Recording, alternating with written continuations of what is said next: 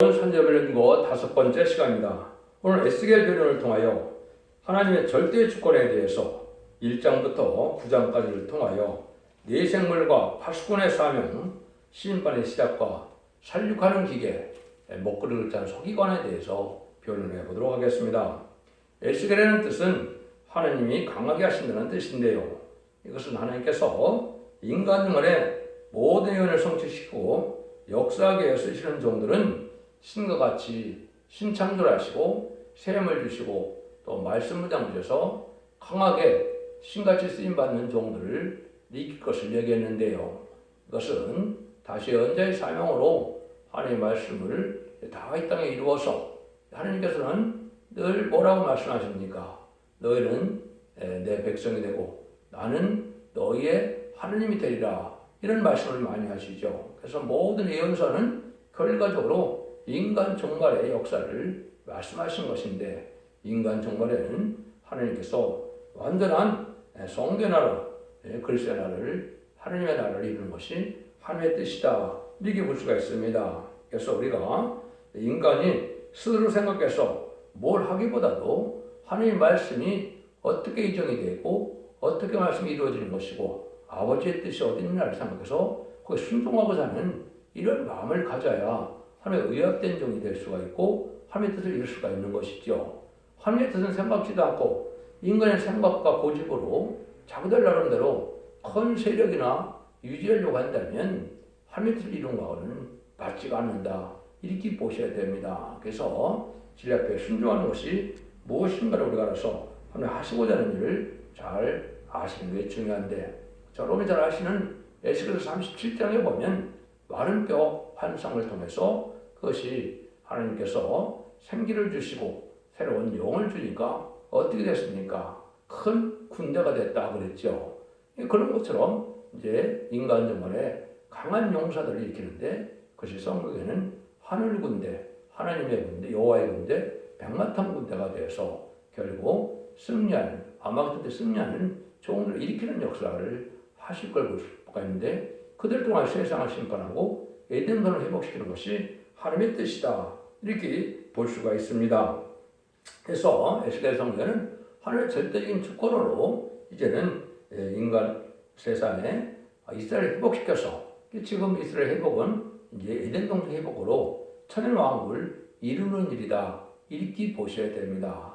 이스라엘 회복은 구약에도 있었고 또 신약에도 있었기 때문에 그 이스라엘 회복은 이제 끝난 것이고, 진정으로 이스라엘 회복은 에덴 동산을 회복해서 천년 왕국을 이루므로 하나님의 나라를 이루는 것이 진정한 에덴의 축복이다, 그걸 제가 여러 번 강조를 했죠. 그래서 여기서도 에스겔서 37장 26절, 27절에 보면 두 군데나 그것이 나오죠. 그들과 내가 화평 언약을 세워서 영원한 언약이 되고 또 그들을 견고하게 번성케 하며 내 성소를 그 가운데서 세워서 영원히 이르게 하리니 내 처소가 그들 가운데 있을 것이며 나는 그들의 하나님이 되고 그들은 내 백성이 되리라, 이런 말씀하시죠.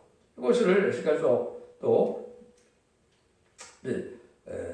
1장 10절, 11절에 보면 일치하는 마음을 줘서, 이제 11장인가요? 일치하는 마음을 줘서 이제 내가 새 신을 주고 굳은 마음을 제하고 이제는 부드러운 마음을 주어서 이제 율례 규례를 지키게 해서 또 내 백성이 되게 하고 나는 너희 하나님이 되게 하신다, 이렇게 말씀하시거든요. 하나님이 결국 뜻은 많은 세월 동안 하나님의 이렇게 오랜 동안 경륜을 이루어가는 것은 완전한 성대 나라, 그리스도의 나라를 이루어서 완전 축복을 주는 것이 하나님의 예정이다, 이렇게 볼 수 있는 겁니다. 그래서 언약을 세우기 위해서 이스라엘 정수를 택해서 선민을 통하여 언약을 세우고 하나님을 섬기는 방법을 허락하시고, 예수님이 예언대로 오셔서 이제는 이방인인 우리에게도 구원을 받게 하셔서 만민의 하나님, 기독교 하나님이 되셨죠. 근데 인간적으로 부패되면 다시 똑같이 이제 이레미야 성경 말씀을 드리고 그랬죠. 순종치 않으면 칼과 기근과 연병으로 너희들을 진짜고 심판하고 남은 종 남은 백성으로 세세를 이루겠다. 이것이 모든 성경에 이르는 하나님의 말씀의 그 뜻이다, 이렇게 볼 수가 있는 겁니다. 예레미야 31장 31절 33절도 보면 거기도 새 언약을 세워서 그들이 하나님이 되고 너희는 나의 백성이 된다. 이런 말씀을 하셨죠. 그럼 여러분들이 이제 이사야 성경을 통해서도 보면 결과적으로 이사야 65장 17절과 이사야 66장 20절에 보면 내가 새하늘 새 땅을 준다 그랬죠. 그래서 천년치상 평화 왕국을 뜻했거든요. 이게 에덴 동산을 회복시키는 것이 예언서를 주신 목적이다. 이렇게 볼 수가 있거든요. 그 일들이 이제 계시록에 보면 20장 4절에는 천년왕국으로 이 땅이 이루어지게 되고 다시 21장에서는 이제는 새하늘과 새 땅이 또 나오죠. 근데 그거는 천년왕국의 백보자 심판을 통하여 영원한 그 나라를 이제 무궁색에 하나님에 계신 나라에 영원한 하나님의 나라를 이룰 것을 위해서 하나님이 인간들과 장막을 같이 하신다 그랬죠.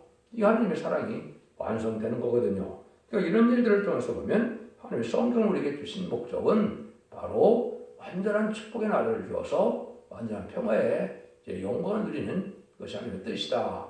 그러기 위해서 오랜 시간 동안 지금 기다리셨는데 2000년 동안은 많은 이방인 우리를 해결시켜서 하나님 백성 삼는 일을 하셨고 마지막 한일의 참삼일의 역사는 예수 믿고 중상무단녀 중에 알곡과 쭉정이를 갈아서 알곡으로 남은 점 남은 백성 삼아서 세상을 심판 후에 에덴 동산을 복해서 재창조함으로 새 시대를 이루는 것이 하나님의 뜻이다. 이 방향이 전체적인 예언서 계시록의 내용이다. 이렇게 볼 수 있는 겁니다. 이걸 보시고 이제 하나님이 하시는 일들이 어떻게 진행되느냐. 첫 번째, 1장에서는 이제 보좌와 네 생물을 여기 알려주시죠. 이것도 큰 의미가 있는 겁니다.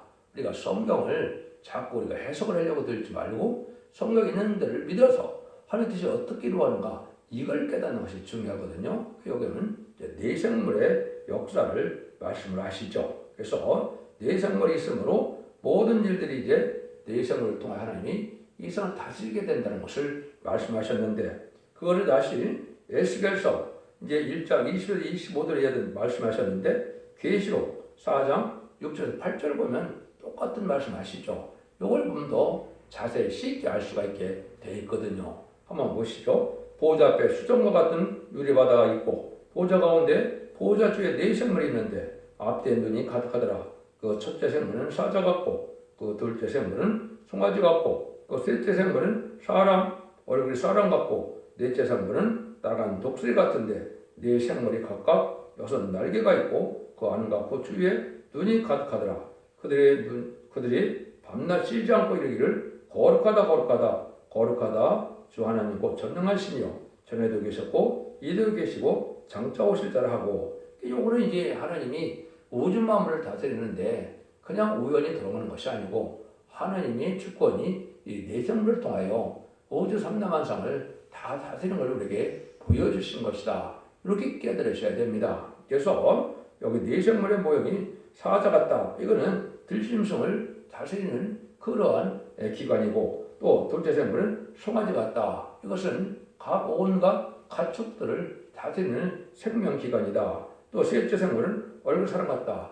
인간의 상서복이나 나라의 흥망성쇠도 하나님의 주권을 다 있는데 이걸 또 주장하는 하나님의 그 기관이 있다. 이렇게 보시면 되는 겁니다. 또 넷째 생물은 날아가는 독수리 같다. 이것도 모든 날진승도 하나님 다스리게 독수리 같은 그러한 기관이 있어서 온 세상을 그들을 통해서 그 생물들을 통해 하나님이 다스린다. 이걸 우리에게 보여준 거거든요. 그래서 이 1장에서 말하시는 것과 계속 4장에서 말하시는 것은 뭘 우리에게 알려주고자 하는 거냐. 야, 너희들의 역사는 궁창으로 나눠지는데 궁창의 역사와 궁창 아래의 역사가 있다. 우연으로 그냥 되는 것이 아니다. 하나님의 첫째 주권이 미쳐서 주권대로 되어진다. 이걸 알려주는 겁니다. 그걸 중심으로 제가 변론을 해보도록 하겠습니다. 첫 번째, 이제는 이때 시작은 이제 다니엘처럼 이제 바벨론 포로에 된 분 중에 하나가 누굽니까? 에스겔 선지자죠. 에스겔 선지자에게 뭐라 그럽니까? 궁창 밑의 역사와 궁창의 역사를 보여주신 것이 지금 에스겔서 1장 21에서 28절을 말씀하시는 겁니다. 네 생물을 통하여 이제 하나님 역사하는데 근데 문제는 궁창이 뭐냐? 이걸 먼저 뭘 봐야 합니까? 창세기 1장을 봐야 알죠? 이걸 한번 보시죠. 그러면 뭐라고 그랬느냐? 사람은 누구나 다 궁창민태 역사가 무엇이며 궁창의 역사가 무엇일 것을 분명히 알아야 할 것이다. 창세기 1장 6절에서 8절을 보면 물 가운데 궁창이 있어 물과 물로 나누게 하리라 하시고 하나님이 궁창을 만드사 궁창 아래 물과 궁창 위에 물을 나누게 하시매 그대로 된지라. 하나님이 궁창을 하리라 정하셨다고 하였습니다. 그래서 궁창 위의 역사와 궁창 밑의 역사가 어떻게 하나님은 이 세상을 다스리느냐 이걸 알려주는 거다 이 말이거든요. 그것이 내생물을 통해서 알려준다. 그래서 궁창 밑의 역사는 20절에서 21절에 보면 어디든지 신이 가려하면 생물도 가려하는 곳으로 가고 바퀴도 곁에서 들리니 이는 생물의 신이 그 바퀴 가운데 있습니다. 저들이 행하면 이들도 행하며 저들이 그치면 이들도 그치고 저들이 땅에서 들릴 때는 이들도 곁에서 들리니 이는 생물의 신이 그 바퀴 가운데 있습니다.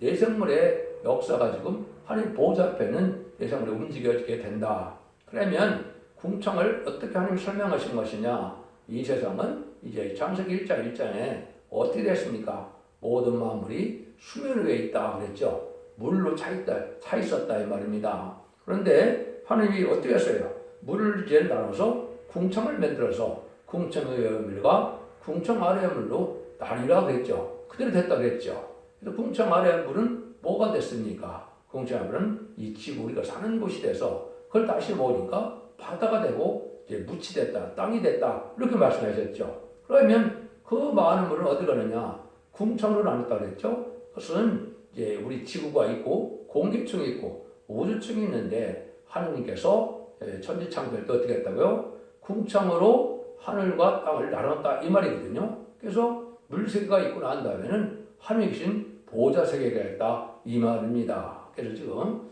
아주 제임스 웹이라는 많은 것 때문에 너무나 놀라운 것들이 지금 많이 그 천문학적으로 규명이 되고 있죠. 세상에 이렇게 넓을 수가 있나 이렇게 끝이 없는 우주세계가 무한강남을 우리가 알 수 있는데 하나님께서 그걸 운행하시는데 하나님은 지금 말씀하는 것처럼 인간이 사는 땅이 있고 또 공기층이 있고 성층권이 이 공기층이 있고 우주층이 있고 나와서 별세계가 있던 다음에 그 다음에는 물세계가 있고 물세계를 건너서 하나님의 보좌세계가 있다. 이렇게 말씀하신 겁니다. 창세기에서 하신 말씀이.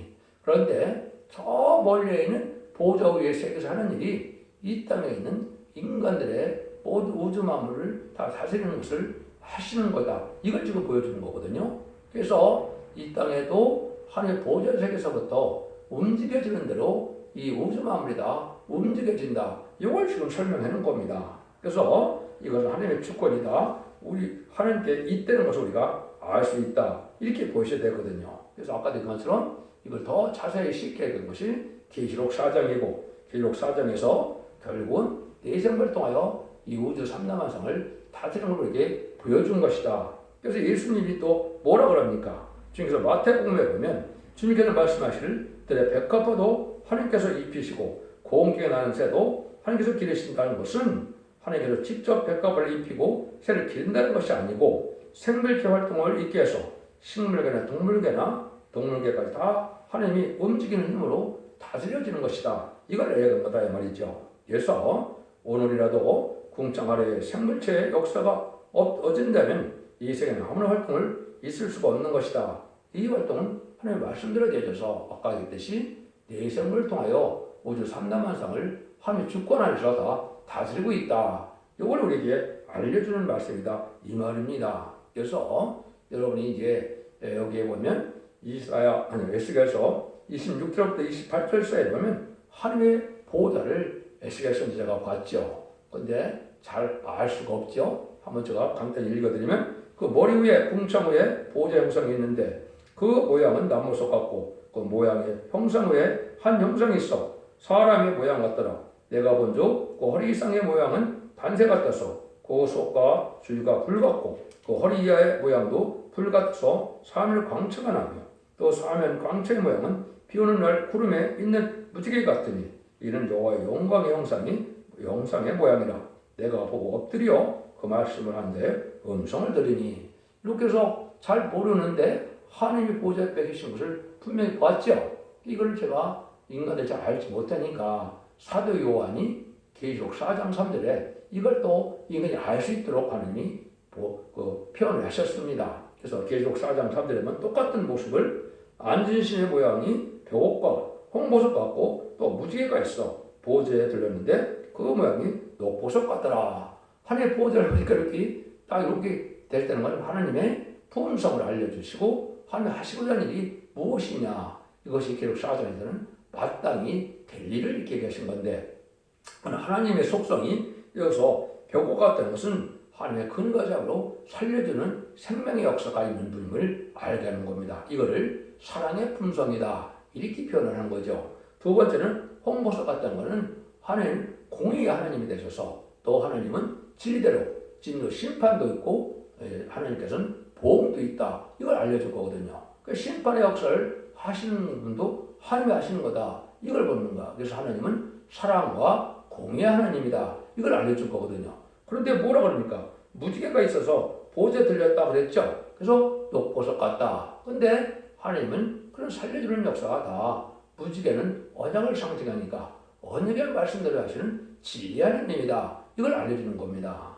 이거를 정확히 깨달은 것이 이겁니다. 그래서 하나님께서는 사랑과 공의가 계시되 모든 일을 살리는 역사와 심판의 역사가 있는데 진리대로만 역사하시는 분이다, 이걸 알려주는 겁니다. 그래서 이것을 하나님께서 하시는 일이 이제 어떻게 진행되냐, 아까 얘기했듯이 궁창 아래 우리가 사는 세상의 역사는 하나님 보좌 앞에는 내성물을 통하여 역사를 하시는 것이고, 그러면 그 하나님의 세계의 역사는 어떻게 하냐, 하나님 보좌에부터 하나님의 뜻대로 다 움직여진다, 이 말입니다. 그걸 궁창의 역사다 이렇게 표현을 한 겁니다. 그래서 여기 보면 보좌의 모양이 남보석 같고 그 위에 한 형상이 있어 사람의 모양 같던 한 것은 하나님의 형상은 사는 것 같은데, 남보석 같은 푸른 광채는 얼마든지 살려줄 수 있는 생명의 근본이 보좌로부터 일하는 것을 보여준 것이다. 그래서 모든 것은 보좌로부터 다 이루어진다. 생명의 역사, 생명 살리는 역사나 생명 창조 역사다 하나님 보좌부터 이루어졌다, 이렇게 말씀하는 거거든요.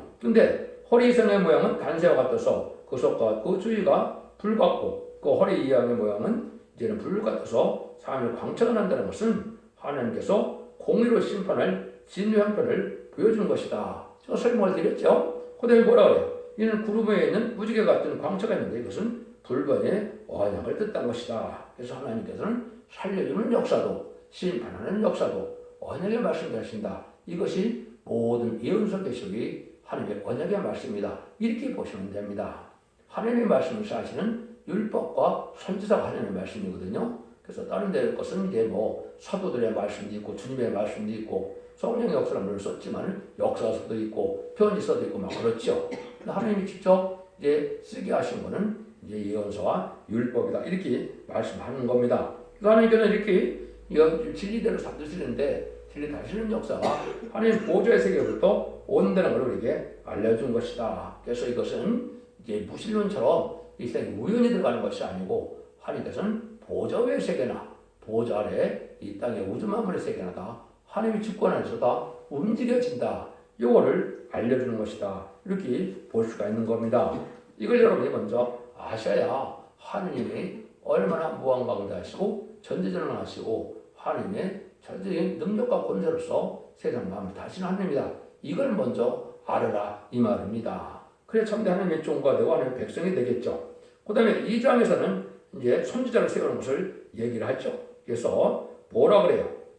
내가 이제 그 패역한 백성에게 너희가 이제 선지자를 세우는데 이 땅에 뭐래? 그들은 패역한 족속이라 듣든지 아니 듣든지 그들 가운데 선지자가 있는 줄을 알지니라, 이렇게 말씀하시죠. 그래서 이것이 에스겔을 선지자 세운 것을 우리가 알 수가 있는데, 이걸 제가 에레미야 그걸 할 때 제가 말씀을 드렸죠. 뭐라 그래요?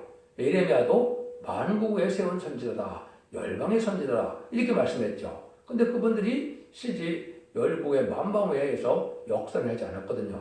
성을 기록하고 이스라엘, 북이스라엘과 남유다에 대해서 좀 예언하다가 그대로 또 하나님의 일을 하시고 말씀을 쓰시고 순교당하고 말았죠. 그런데 선지를 세웠다는 것은 바로 뭡니까? 인간 정글에 하나님이 선지자 있는 걸 알게 하라 그랬죠. 이게 계시록에 예선을 뭐라 그랬다 그랬어요? 제가 다시언의 사명자가 나온다 그랬죠. 기록 10장 11절에요. 그 종이 두 증인 권세를 가져서 이제 지팡이가던 갈대로 청량한 역사가 온다. 예언의 계시를 온 땅에 다시 전하는 시대가 온다. 이 말입니다.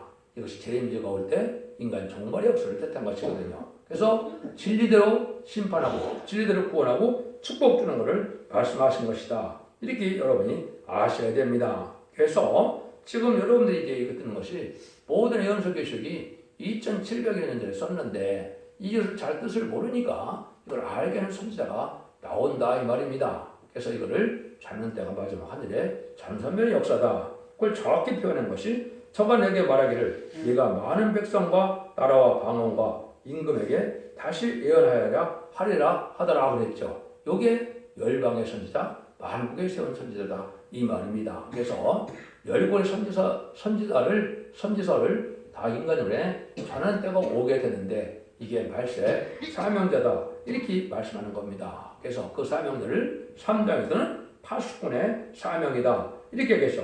그래서 파수꾼의 사명은 뭐라 그럽니까? 전할 책임이 있다 이 말이죠. 듣든지 안 듣든지 전해야 된다. 그래서 안 전해갖고 그들이 복을 받고 구원을 받지 못한다면 선지자에게 책임을 묻겠다 그랬죠. 전했는데도 안 들은 것은 선지자의 책임이 아니고 안 듣는 자의 책임이다. 그들은 멸망이 온다. 이 말이거든요. 그 말씀을 여기 하신 겁니다. 그래서 하나님 부득불 이제는 별난의 경고를 하고 다시 사명을 통하여 심판의 사람들을 전하는 일을 하게 할 것을 말씀하신 것이다. 이것이 지금 여러분들이 듣는 예언서의 하나님의 뜻을 전하는 말씀의 방향으로 나올 것을 말씀하신 것이다. 이렇게 보셔야 되는 거죠. 그 다음에 4장에서는 뭘 얘기합니까? 하나님 예제정간에 우리가 지금까지 알아는 그랬죠. 하나님이 아브라함이 제사를 할 때 새를 쪼개지 않고 그래서 너희가 어떻게 해요? 너희들이 조상이 이제는 백성이 4대 만에 들어온다. 400년 만에 들어온다 그랬는데 실제 애굽에서 들어올 때 보니까 430년이 걸렸죠. 그런데 하나님은 여기 에스겔서 4장을 통해서 보면 그것도 하나님이 예정한 기간이 있다. 이렇게 볼 수 있는 거거든요. 그래서 여기서 그걸 어떻게 얘기했어요?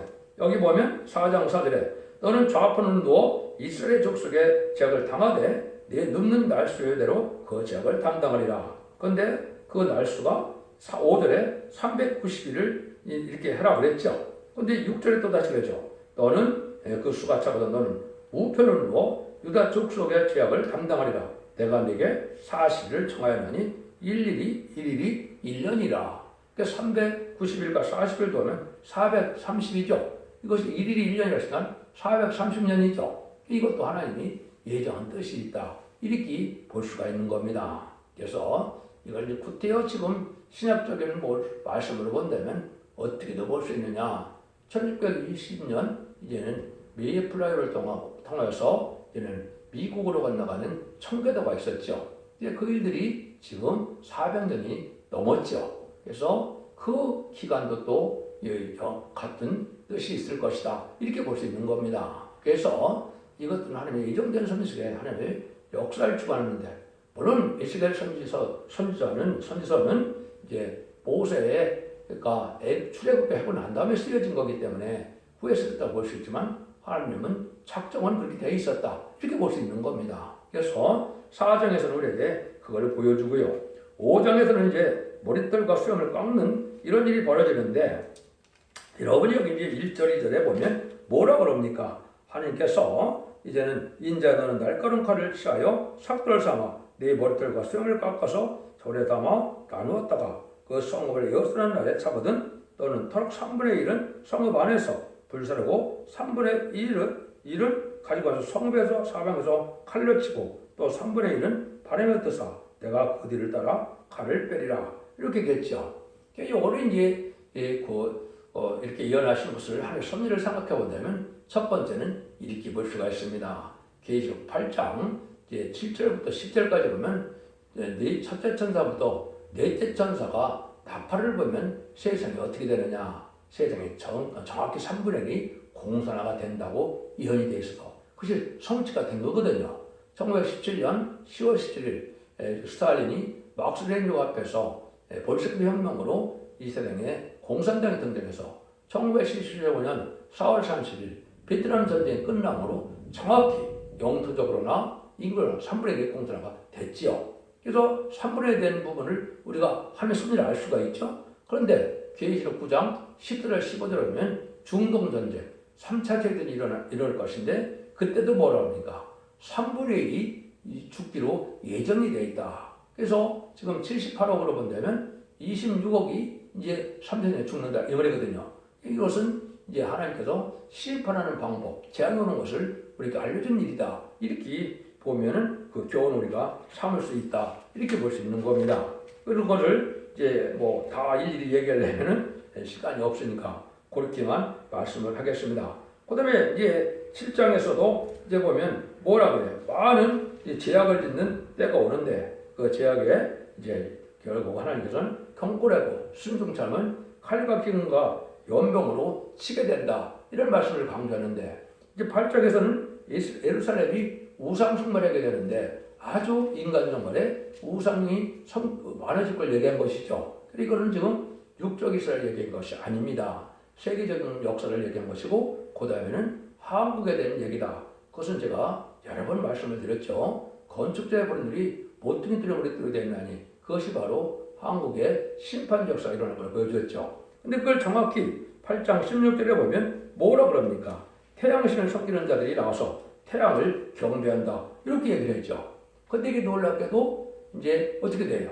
북한 땅, 이제 평양은 어떻게 됐습니까? 4월 15일을 태양절로 해서 태양이 누구라는 겁니까? 김일성이라는 거죠.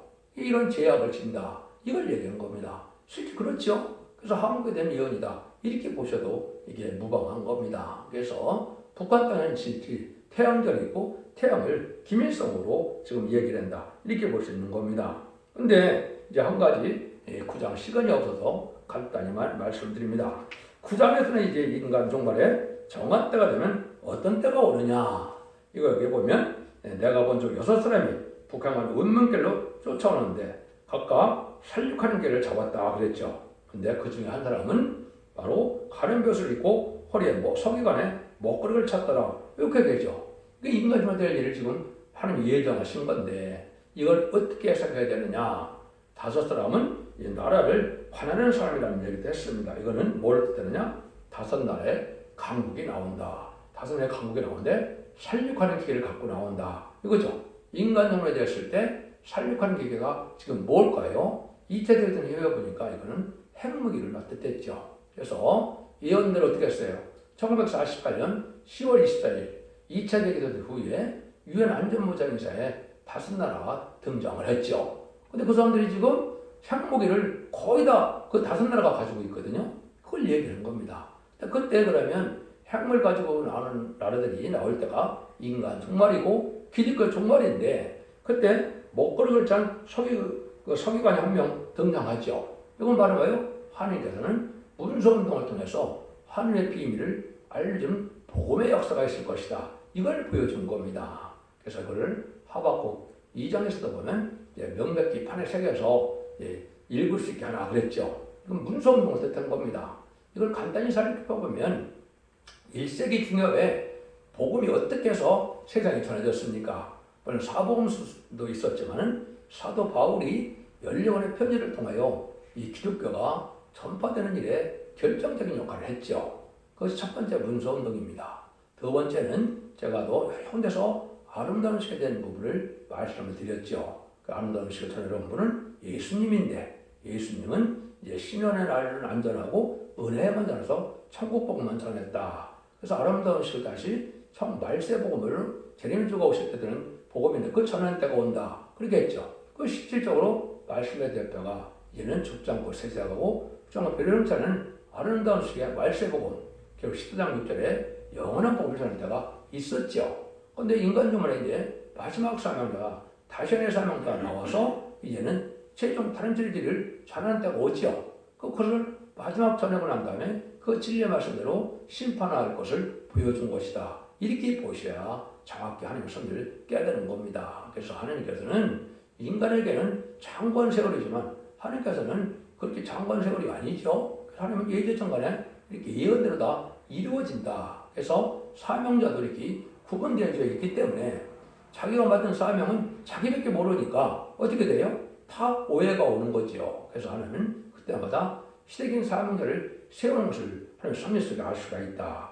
양심 시대는 노아를 세워서 역사를 하셨고, 언약 신앙 시대는 아브라함을 통해서 할례법을 통해서 역사를 하셨고, 율법 시대는 모세를 통해서 이제는 율법을 갖고 다스려서 구원을 역사를 하셨고, 은혜 시대에는 사도 베드로와 사도 바울을 통하여 이제 편지서와 사복음서 이런 걸 가지고 역사를 하셨죠. 인간 중간에는 두 증인 환란장 심판날이 올 때 그때 두 증인 원사가 나오는데 거기에 두 증인 원사가 다시 하는 사명자다. 그래서 예언서를 전하는 시의 사명자가 나오므로 그걸 변론에 동원해서 그 순종하면 이제 남은 백성에 대해서 에덴don의 축복을 받게 되고, 그때 순종천하면 환란에 빠지고, 환란에 빠진 것은 후삼자문에 심승의 통치기관에 심승의 표를 받게 할 것을 얘기한 거니까, 심승의 표를 받으면 심판의 대상자, 멸망의 대상자가 됐다가 대접장과 아마겟돈 때 전멸을 당하면 하나님께 이 세상을 재창조해서 이제는 에덴don의 축복을 주는 것이 기록 20장 4절의 천년왕국이다. 이게 하나님의 뜻을 이루는 일이다. 이걸 말씀하는 것이다 이 말입니다.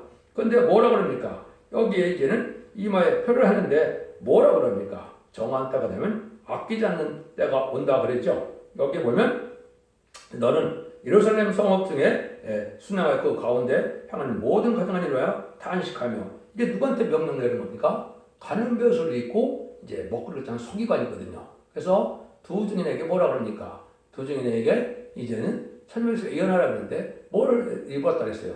굵은 벼슬을 입었다 그랬죠. 그러니까 마지막 두 증인의 역사입니다. 그들 안 보고 지금 뭐라 그랬느냐? 예루살렘 성읍 중에 순양하여 그 가운데 행하는 모든 가정을 이루어 탄식하며 우는 자 이마에 펴하라 그랬죠. 이마에 펴 있는 자에게는 가까이 말라 내 성소에부터 시작할지니라. 아심에 그들이 성전 앞에 있는 늙은 자들로부터 시작하더라. 심판은 그랬다는 거죠. 이때 당시 뭐라 그러느냐? 성읍 중에 순양하며 아껴보지도 말고 긍휼을 베풀지도 말고 쳐서 늙은 자와 젊은 자와 처녀 어린아이 농부를 부녀를 다 죽이게 해 그랬죠. 다 신친의 심판이 올 때 우는 자들에게 이마에 피한다 그랬죠. 이게 인치는 역사거든요. 근데 왜 우느냐? 세상이 너무 제약된 세상에 대해서 망할 세상에 대해서 우는 자가 나오죠. 이게 참된 기독교인입니다. 그래서 모든 제약이 지금 만연해서 제약들을 심판받을 때가 돼서 그걸 향하여 우는 자들에게 하나님께서는 이마 인친다. 이것이 계시록 7장 2절 3절 살되는 전산자문에 아버지의 하나님의 종들에게 이마 인친다 그랬죠. 그 역사가 진행된다. 그래서 그것이 심판의 시작인데 여기 보니까 하나님의 성전에서부터 시작이 된다. 여러분 베드로전서 4장 17절에 보면 하나님의 집부터 심판한다 그랬죠. 교회 심판이 먼저 오는데 그것도 앞에서부터 늙은 자부터 심판을, 이거는 목회자부터 심판을 받는다 이 말이거든요. 여러분 이런 일들이 지금 이루어질 때가 온 것이다. 2600년 700년의 예언은 에스겔 성경이 다 응해가 이루어져서 마지막 하늘에 천삼년에 들어갈 날이 임박한 시점이다. 이렇게 보셔야 이 성경의 말씀을 잘 깨달은 것이 된 겁니다. 이것도 여러분이 차차 제가 변론을 여러 가지를 통해서 해드리니까 이걸 자세히 변론하려면 너무나 시간이 많이 걸리니까 간단히 말씀을 드리고, 이 말씀에 응하는 과정은 촛대 중앙교회 홈페이지에 들어가면 블로그 카페 홈페이지에 이 말씀 응하는 과정을 제가 자세히 변론해 놨습니다. 이걸 참고하시면 하나님의 말씀이 어떻게 응하고 이루어져서 이때 하나님의 섭리가 어떻게 이루어지고 마무리되는 것을 알 수 있다 이 말입니다. 그런데 이레마 에스겔 성경은 어려운 성경이 아니기 때문에 이사야 성경을 잘 깨달으면 참고적으로 알 수가 있기 때문에 저는 중요한 요점만 말씀을 드린다. 시간이 워낙 많이 걸리니까 다 해결해도 제가 많이 걸리죠.